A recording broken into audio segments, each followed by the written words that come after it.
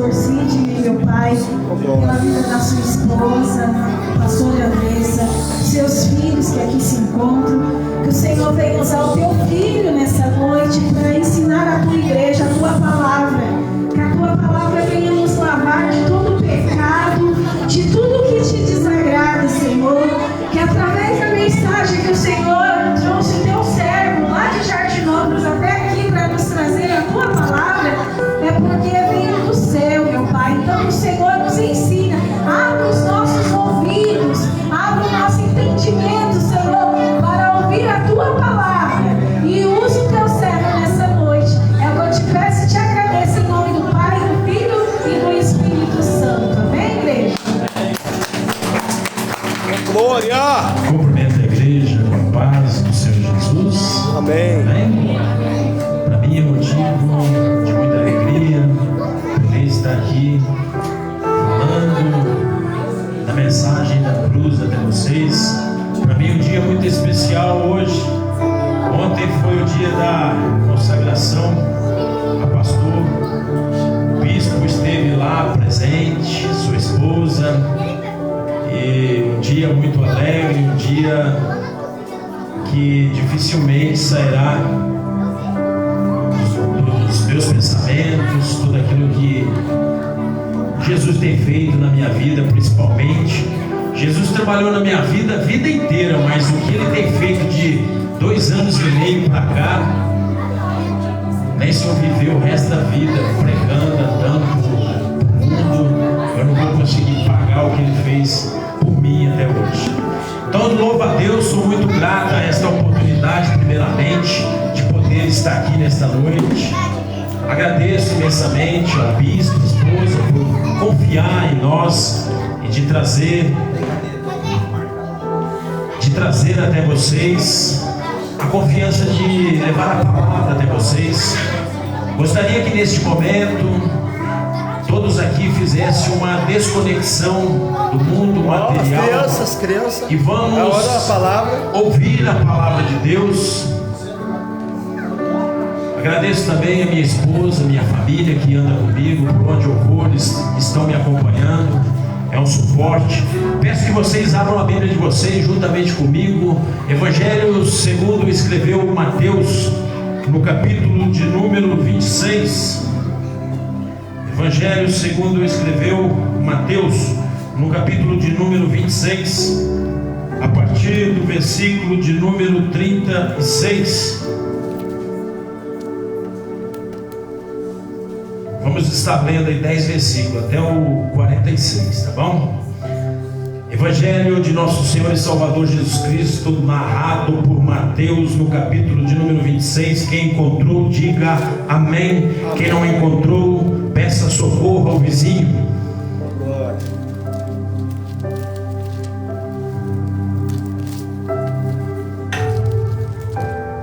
Amém, igreja? Amém.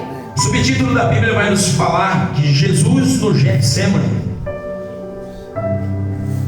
Versículo de número 36. Então chegou Jesus com eles a um lugar chamado Getsemane e disse a seus discípulos: assentai-vos aqui, enquanto vou além orar. E levando consigo Pedro e os 2 filhos de Zebedeu, começou a entristecer-se e angustiar-se muito. Então lhes disse: a minha alma está cheia de tristeza até a morte. Ficai aqui e vigiai comigo. E indo ele um pouco adiante, prostrou-se sobre o seu rosto, orando e dizendo: meu Pai, se é possível, passa de mim este cálice. Todavia não seja feito como eu quero, mas como tu queres. E voltando para os seus discípulos, achou-os adormecidos. E disse a Pedro: então, nenhuma hora pudeste vigiar comigo? Vigiai e orai, porque para que não entreis em tentação, porque na verdade o espírito está pronto, mas a carne é fraca. E indo a segunda vez, orou dizendo: meu Pai, se este cálice não pode passar de mim sem eu beber, faça-se a sua vontade. E voltando, achou-os outra vez adormecidos, porque os seus joelhos já estavam carregados. E deixando-os de novo, foi orar pela terceira vez, dizendo as mesmas palavras. Então chegou junto dos seus discípulos e disse-lhes: dorme agora e repousai. Eis que é chegada a hora, e o Filho do Homem será entregue na mão dos pecadores. Levantai-vos, partamos, eis que é chegado o que me trai. Até aqui.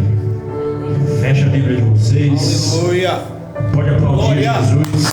E Ele é. Glória a Deus. Quem está feliz com Jesus aqui? Diga Glória a Deus. glória a Deus. Glória a Deus. Eita, todo mundo feliz. É assim que é bonito. Irmãos, aqui nessa passagem, muitos ensinamentos nós podemos extrair dessa passagem. Essa passagem vai nos contar o momento que o nosso Senhor e Salvador Jesus Cristo está muito próximo de ser entregue, que Ele vai entrar a um lugar, a um jardim chamado Getsemane, com aqueles que o acompanharam no ministério durante 3 anos e meio, e ali é a hora fatídica dele, é a hora que ele vai se angustiar. A Bíblia vai nos contar a história que ele vai chegar ali com seus 11 discípulos, porque um é o traidor, um está junto com a cúpula que irá vir buscar ele. Então ele chega ali no começo do jardim e coloca 8 e fala assim: assentai-vos aqui. E ele pega ali naquele momento Pedro, Tiago e João e vai um pouco mais adiante para orar. Pedro e Tiago e João participaram ao longo do ministério de Jesus, naqueles 3 anos e meio, da ressurreição de Lázaro, da ressurreição da filha de Jairo. Participou de todas as grandes milagres que Jesus fez. Pedro, Tiago e João estavam presentes porque eram amigos íntimos de Deus, eram amigos íntimos de Jesus. E vejam que naquele momento, o momento que Jesus ele vai começar a sentir o peso do pecado da humanidade, porque a Bíblia vai nos contar que ali, naquele momento de extrema angústia, aquele homem que estava ali, que ele era Deus, mas ele estava em semelhança da carne, porque a palavra de Deus nos fala isso. Ele quis vir em semelhança da carne para sentir as nossas emoções, para sentir as nossas dores, para sentir tudo aquilo que nós sentimos e ver se é possível nós passarmos por uma vida aqui na terra e ainda ir morar no céu. Eita glória! Deus! Então aquele homem que está ali entrando no jardim com os seus discípulos é aquele que João começa falando que no princípio era um verbo, e este verbo estava com Deus. Vai ter outra vírgula e João vai falar assim: este verbo era o próprio Deus. Eita glória! Ali era ele. Ele estava ali em carne e osso, mas ele era Deus. Ele estava ali em carne e osso para sentir as nossas dores, as nossas emoções. E a Bíblia vai nos contar que ele vai deixar os 8 no começo do jardim e vai com esses 3, Pedro, Tiago e João, um pouco mais à frente. Vai pedir para aqueles ali ficar ali, assentar ali e ficar vigiando que ele vai um pouco mais além. Observam que Jesus, quando ele entra nesse jardim, esse jardim de nome Getsemane, que significa presa de azeite. Eita glória! Ele estava entrando ali para ser pressado, para ser extraído o azeite dele. Então entendam que ali, quando ele vai com Pedro, Tiago e João um pouco mais adiante, pede para que eles fiquem ali vigiando. E ele vai mais além, orar sozinho, vai colocar o rosto no pó. E a Bíblia vai nos contar que ele vai conversar com o Pai. Ali, o homem de carne e osso como eu e você, vai pedir para o Pai que, se é possível, afasta dele aquele cálice, que, se é possível, para o Pai não deixar acontecer. Ele está sentindo as dores que eu e você sente. Ele como Deus estava prevendo, estava vendo a morte dele, mas como homem, igual eu e você, estava sentindo a angústia, o medo. Então nós vamos ver os ensinamentos que Jesus nos ensina, a obediência que Jesus nos ensinou lá em Mateus 6.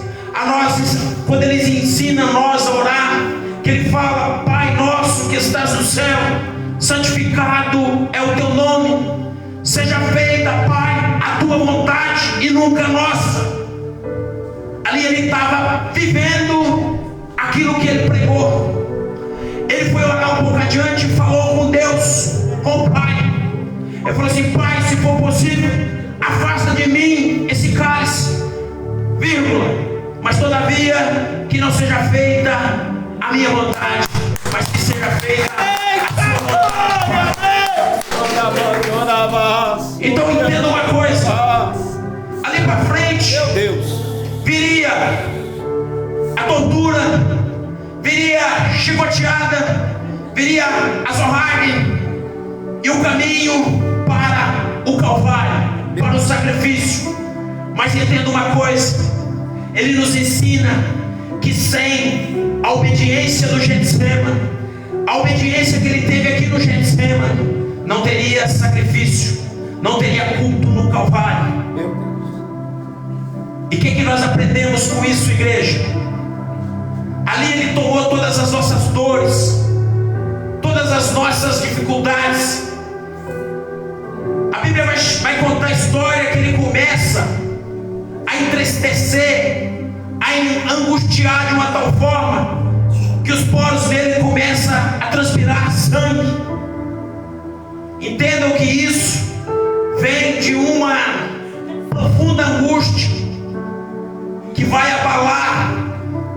A ciência nos ensina que quando isso acontece, é raro acontecer, mas acontece, que isso pode causar um infarto no miocárdio, que se não acontecer um infarto, pode acontecer um derrame cerebral. Mas ele era o Filho de Deus, ele não poderia morrer de infarto, não poderia morrer de derrame cerebral. Ele precisava passar, ele precisava carregar, ele precisava cumprir o propósito que tinha com o Pai. E a obediência dele, quando ele vai orar, que ele fala: Pai, se for possível, afasta isso, faça esse cálice de mim. Ele volta e acha Pedro, Tiago e João dormindo. E ele vai falar com os três que são mais íntimos dele: não podeis orar, vigiar 1 hora, apenas 1 hora.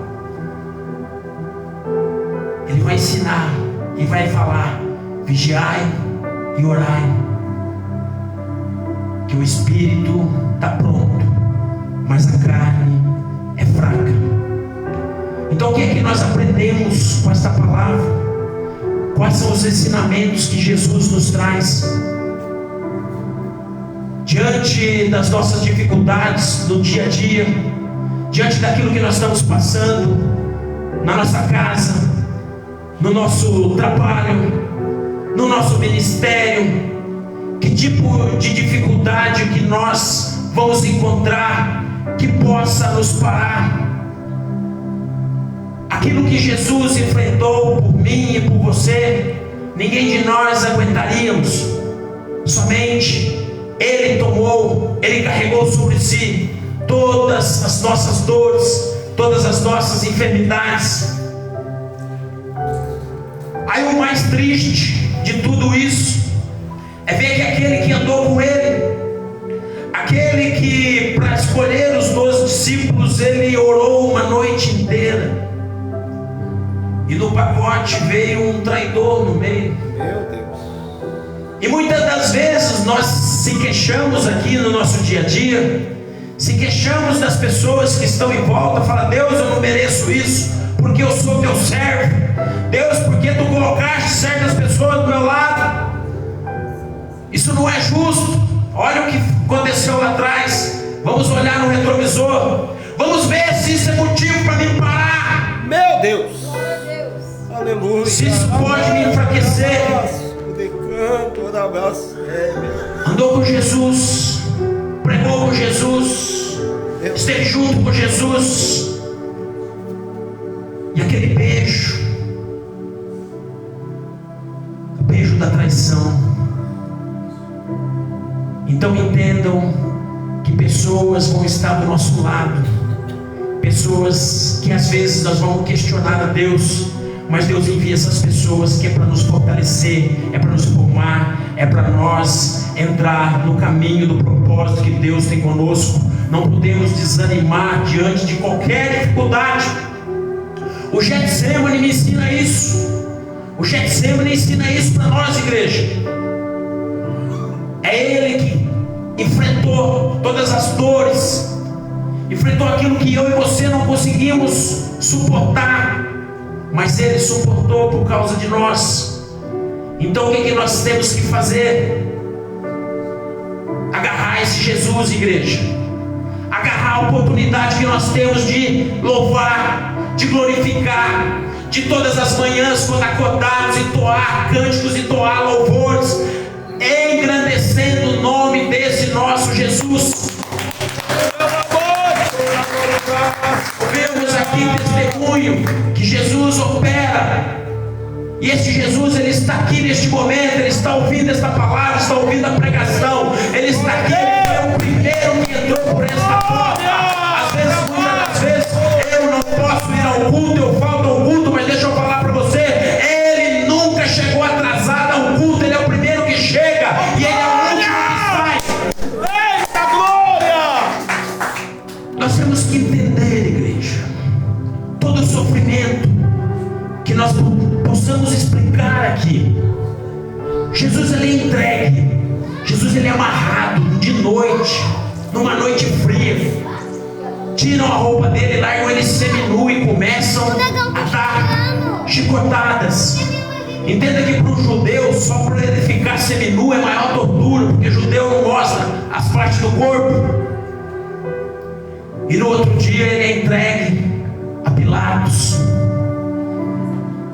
E ali vão colocar uma cruz sobre as costas dele. E ele todo machucado, um azorrague, é um chicote, com 12 pontas de corda, em cada ponta um pedaço de osso ou um pedaço de metal. Você imagina o chicote batendo, cada ponta daqueles ossos ou de metal, arrancando um pedaço de carne das costas do nosso Jesus. E ele ali, a Bíblia nos fala que ele manteve a obediência. Ele aguentou tudo sem abrir a boca, porque Satanás estava torcendo para o nosso Jesus cair, para o nosso Jesus não aguentar. Mas ele aguentou firme, aguentou a pancada, aguentou tudo que veio, porque ele sabia que eu não aguentaria, que o apóstolo não aguentaria, que você não aguentaria, mas ele aguentou por mim e por você. Meu Deus. Aí ele vai, é colocado numa cruz, lá no Calvário. E lá no Calvário vai ser colocado numa cruz que nem a medida dele tinha. Meu Deus. Olha o sofrimento deste homem, mas ele aguenta tudo calado. Pela cruz não tem a medida dele. Os cravos são batidos em cima do próprio pé, e não tinha furo na madeira, porque não era o tamanho dele. E a cruz é erguida, quando ela cai, a cruz sofre aquele impacto, o corpo de Jesus vai para frente, e ali vai faltar ar, carne sufocada, o Pai não aceita. Ele vai se esforçar, conseguir dar o respiro, voltar para trás. entendam o sofrimento que Jesus passou por nós na cruz. E ali a morte estava ali, rodeando e falando: agora eu acabo com ele. Mas quando a morte falou: eu acabo com ele, ele naquele último suspiro falou: morte, cadê o seu aguilhão, morte? Glória! Quem és tu, morte? Ele olha para cima: Pai, em tuas mãos, Pai, entrega o meu espírito, Pai. A Bíblia vai nos contar que o astro-rei se fecha, o sol se escurece, o véu no templo é rasgado de cima para baixo, e o nosso Jesus, para quem pensa que ele morreu, o nosso Jesus nunca morreu. Ali naquele momento que ele fala com o Pai: Pai, em tuas mãos entrego o meu espírito.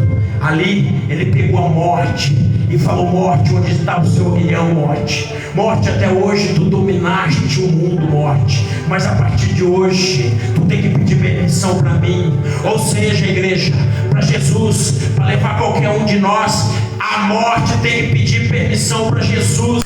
A morte tem que se inclinar para ele. E é esse Jesus, com todos esses sacrifícios, com todas essas coisas que aconteceram, a obediência que Jesus teve no Getsemane. Por isso que a palavra de Deus fala que é muito melhor obedecer do que sacrificar. Se não tivesse tido a obediência de Jesus em aceitar o propósito do Pai, ele morreu para ser o cordeiro do mundo. Ele morreu para levar o mundo ao arrependimento. Então nós temos a oportunidade de ter esse Jesus, de nos arrepender. A Bíblia fala que nós cristãos, se cair por 7 vezes ele nos levanta, ele põe de pé. Ele não acusa ninguém. Quem acusa é Satanás. Satanás é acusador. Satanás que vive de passado. Satanás é aquele que fica falando aquilo que você fez no passado. Quando você vê Jesus falar, ele nunca vai falar do seu passado, ele vai falar do seu futuro. Falar do amor de Jesus. Como é que nós conseguimos explicar o amor de Jesus? O amor de pai para filho, o amor de marido para esposa, mas o amor ágape, esse é o amor de Deus. Como é que nós conseguimos explicar um amor desse? Um amor que, por mais que eu traia ele, imagina a minha esposa, eu traí, ela me traísse 50 vezes, e ele está aqui de braço aberto para receber. Então nós só temos, igreja, com essa palavra, de entrar verdadeiramente na vida de cristão, na vida da obediência. Não dá atenção para o inimigo. Não deixa o inimigo te parar. Não deixa o inimigo com as coisas que você fez. Quando ele abrir a boca e falar, não deixe isso te influenciar. Acredite no seu Jesus. Acredite na obediência do seu Jesus lá do Getsemane, que ele veio para te dar vida, para te dar vida com abundância. Então nós temos que crer, acreditar nesse Jesus. Eu falo onde eu prego. Nós somos cristãos e nós vivemos pela fé. É pela fé que nós vamos conseguir as coisas aqui na terra. Entendam, Jesus, ele é dono do ouro e da prata. Jesus, deixa eu falar uma coisa para você. Jesus não nos criou para que nós tenhamos uma vida de mendigância. Jesus não nos criou para que nós tenhamos uma vida com falta, na miséria. Mas entenda uma coisa: o que nós precisamos fazer é buscar sempre Deus em primeiro lugar, e as demais coisas Ele acrescenta. Acontece que às vezes nós vamos inverter a posição. Quando nós compramos um eletrodoméstico televisão, o que é que vem? A primeira coisa que nós temos que ler, o manual. E deixa eu te falar, o manual de Deus é esse aqui, o manual da nossa vida é isso aqui, ó. Nós temos que ler o manual para saber quanto tempo vai durar. Aleluia a Deus. É por este livro, acredite, irmãos, é por este livro que nós vamos conhecer Jesus. É por este livro que nós vamos conhecer Deus. É por este livro que nós vamos ser salvos. É pela palavra. Glória a Deus, aleluia, Jesus. Nós vamos ver aqui nessa obediência do Getsemane que Jesus passou por tudo. Todos aqueles que estavam do lado dele largaram, abandonaram. Os próprios discípulos dele abandonaram. Pedro negou ele aqui para frente um pouquinho do Getsemane. Mas Jesus em momento nenhum parou. Por que é que às vezes eu e você temos vontade de parar? Por que é? Vamos confiar. Somos cristãos, vivemos pela fé. É pela fé que nós vamos conseguir as coisas. Eu comecei a falar aqui, ó, Deus, Ele quer dar dias de céus para você aqui na terra, se for possível. Mas nós é que não somos obedientes. Eu falo que eu sou testemunha, eu sou prova viva disso. Desde a minha infância, o pastor falou aqui sobre a venda do abacaxi. Sabe o que me veio na cabeça na hora? Se alguém de vocês aqui me conhecesse na minha infância, quando eu tinha 9, 10 anos, nem o mais otimista falava que ia virar alguma coisa. Imagina, filho de um casal analfabeto, totalmente, vivia de um salário para 6 bocas comer, então não dava, faltava comida em casa. É lamentável falar isso, mas eu passei muita fome, passei muita vontade de comer quando era criança. E sabe o que eu fazia? Quando eu tinha 10, a idade do Isaac mais ou menos, 10, 11 anos, eu estudava de manhã, saía da escola, passava na sorveteria, pegava um carrinho de picolé e saía para vender. E vocês não acreditam, irmão, eu chegava às 5 horas da tarde, eu passava na sorveteria para acertar aquilo que eu tinha vendido. Eu vendia o carrinho inteiro de sorvete. Quantas vezes chegava com 1, 2, 3 sorvetinhos no carrinho? E mal sabia eu que já era Deus prosperando na minha vida, irmãos, desde criança. E eu saía para vender sorvete, não era por hobby, não era para aprender. Eu saía para vender sorvete com uma obrigação. Minha mãe falava assim, ó, você precisa vender e trazer um saquinho de macarrão. Você já vai acertar e trazer um saquinho de macarrão para chegar em casa, para ter o que comer de noite. Então entenda uma coisa, Deus, em tudo que Deus, para Ele operar, nós temos que ter atitude. Nós temos que fazer alguma coisa. É verdade. É pegar e fazer, Deus vai prosperar. É verdade. Assim como Deus vai prosperar na vida do pastor. Oh, glória! Aleluia! Ele vai contar testemunho aqui. Que o Deus que eu prego, Jesus que eu prego, não só fez, Ele faz. Ele é o mesmo ontem, hoje, amanhã, sempre. Não muda. Passarão céus e terra, mas Sua palavra não há de ser passada. Então entenda, eu ganhava um prêmio na sorveteria porque eu era o que mais vendia. Eu ia chupando o meu picolé para casa e ainda passava no mercadinho, comprava um macarrão e tinha comida em casa, tinha janta. Então entenda, dali Deus foi sempre prosperando. Tanto é que meus irmãos sempre falaram para mim, meus irmãos falaram assim, ó, mas eu não sei o que lá, meu nome é Sidney, mas eles me chamam de Zé. Meus irmãos falaram assim, eu não sei o que o Zé tem, porque tudo que ele põe a mão vai para frente, tudo que ele faz dá certo. Mas entenda que eu tive uma infância muito sofrida, porque o maior sofrimento meu, sabe qual que era? Era ver naqueles momentos de dificuldade, eu ouvia meu irmão mais velho reclamar com meu pai, com a minha mãe. Eu via meu irmão mais velho falar assim, ó, mas o pai e a mãe vê que não tem condição de sustentar a casa, enche a casa de filhos. Então aquilo lá doía muito no meu coração. Quantas vezes na hora de comer eu via que tinha pouca comida na panela, eu não pegava, eu deixava para meus irmãos, para não ver reclamação, para não ver aquela tristeza. Quantos dias, irmãos, ia dormir com a barriga roncando, mas eu não pegava, eu dava a minha vez para o outro. E olha o que Deus fez na minha vida. Olha o que Deus fez. Uma coisa, eu nunca queria estar no meio de pessoas, cidade grande. Deus me trouxe para uma cidade grande. Fui instalado em Ribeirão Preto. Fiquei lá 32 anos, 33 anos. Estou há um ano em Jardinópolis. E Deus, aonde eu coloquei a mão, Ele prosperou. Aonde eu coloquei a mão, Ele prosperou.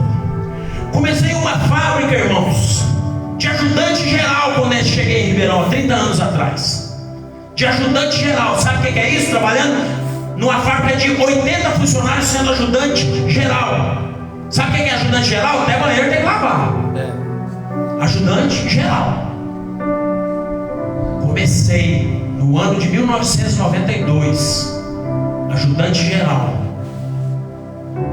Dali eu passei a operador, de operador a supervisor, de supervisor a gerente de produção. Quando eu estava na gerência de produção, o Senhor me encaminhou pessoas e eu comecei meu próprio negócio no ano de 2006. Olha como que Deus faz na vida da gente. Quando eu comecei meu negócio no ano de 2006, comecei um negócio sem fé. Não era ainda convertido. E mesmo sem fé no negócio, o negócio prosperava. E aí eu falei, bom, eu que sempre gostei da agricultura, da natureza, hoje eu estou numa indústria e aqui, então é aqui, meu lugar. E passei a pegar com mais vontade as coisas. E Deus prosperou. Hoje tenho a fábrica, tem praticamente 50 funcionários na fábrica. E em nome de Jesus nós estamos lá, trabalhando, tocando. E Deus tem prosperado. Então veja, faz dois anos e 8 meses que eu sou convertido. O Senhor se apresentou a mim. É até difícil eu explicar isso para vocês, porque para falar isso, até que hora que nós podemos tocar, irmão? Pode. Nossa, já é 9h07. Irmãos, é até difícil falar isso. O apóstolo Paulo fala assim que tem coisas que a gente nem pode falar, porque é só espiritual que vai entender. Mas eu tive uma visão. E o Senhor, o Deus, Ele é tão poderoso que até aquilo que eu vi de mais bonito até hoje na minha vida e de mais perfeito, eu não usei meus olhos para ver. Meu Deus. Você está vendo como é que Deus é? Numa visão, irmãos. Eu estava somente descansando, ó, igual estou aqui agora, totalmente lúcido, estou ouvindo o somzinho aqui, tudo, com os olhos fechados. Eu vi a face do Senhor Jesus, juntamente com um monte que Ele mostrou aceso. Então a partir dali foi o momento da minha conversão. Ou seja, eu não sei qual o propósito que Deus tem comigo, mas eu sei que o chamado dele é forte. Porque ninguém... Eu já vi nesses 2 anos e meio diversos pregadores. Eu vi pessoas me ligando, falando, tentando ver que forma tem o rosto de Jesus, que ele estava tentando explicar numa pregação sobre racismo, que provavelmente o rosto de Jesus seria um rosto moreno. E eu falei, meu Deus, eu já vi. Que peligrando, tentando. Eu já vi. Eu vi a face de Jesus, irmãos, até os poros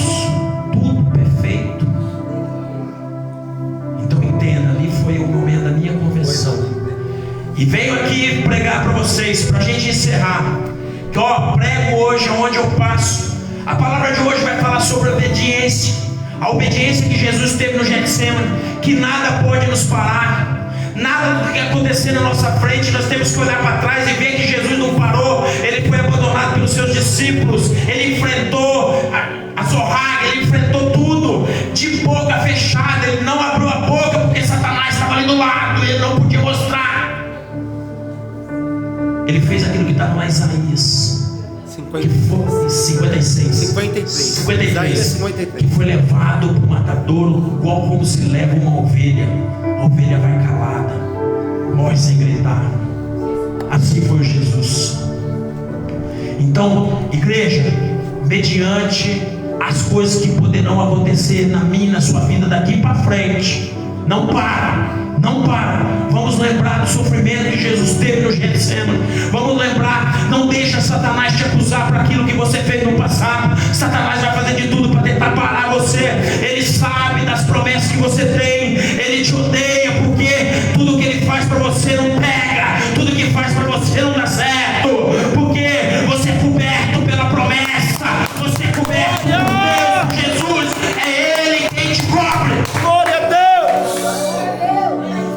E nós só temos que agradecer e se entregar a nossa vida. Cuidado, igreja, com a lábia de Satanás. Não deixa mexer nos vossos entendimentos, mexer com a sabedoria de vocês e achar que doutrinas do mundo podem trazer para dentro de nós. Não pode. A palavra fala em Mateus 24 que somente aqueles que andar na autoridade da palavra, esses não serão enganados nos últimos dias. Então vamos andar na autoridade da palavra de Deus. Jesus, eu prego desse Jesus. Esse Jesus que fez na minha vida do começo ao fim é o mesmo Jesus que faz na vida de vocês. Ele não fez nós para que nós sofremos sobre essa terra, mas muitas das vezes nós estamos sofrendo porque nós não estamos sendo obedientes a Ele. Vamos obedecer. A palavra nos ensina a ser obedientes, a nos entregar, a lutar pelos nossos ideais e saber que Jesus, Ele está conosco em tudo quanto nós vamos fazer. Aleluia, Deus. Amém, igreja? Até aqui. À medida que eu for vindo aqui, eu vou contando todos os testemunhos, todos os milagres que Deus já fez, todas as visões que Jesus já me mostrou. Prego aqui neste momento também sobre a volta de Jesus. Pelo que Ele me mostrou para mim, fiz um juramento, fiz um voto com Ele, que é onde eu colocar a planta dos pés, eu preciso falar sobre a volta de Jesus, igreja. Isso aí vocês podem pensar que é balela, que é conversa, porque estou falando desde a época dos nossos avós. Mas deixa eu falar uma coisa para vocês: passarão céus e terra, mas a palavra dele há de se cumprir. E deixa eu falar uma coisa para vocês: só porque Ele me mostrou, igreja, não vai demorar. Não vai demorar. A volta de Jesus é real. A terra está gemendo, os sinais estão aí, ó. A maior prova disso é a iniquidade que está em cima dessa terra. O amor das pessoas se esfriar. Aonde nós colocarmos nossos pés, aqui para fora da igreja, nós vamos ver que tem gente querendo dar rasteira de nós, tombar, querendo prejudicar o apóstolo, querendo prejudicar a bispo. Mas nós temos que ter este Jesus que foi fiel lá atrás. Foi fiel para que eu e você pudéssemos errar aqui. E muitas das vezes nós esquecemos de agradecer a Jesus. Até aqui, agradeço a minha oportunidade em nome de Jesus. Amém? Glória.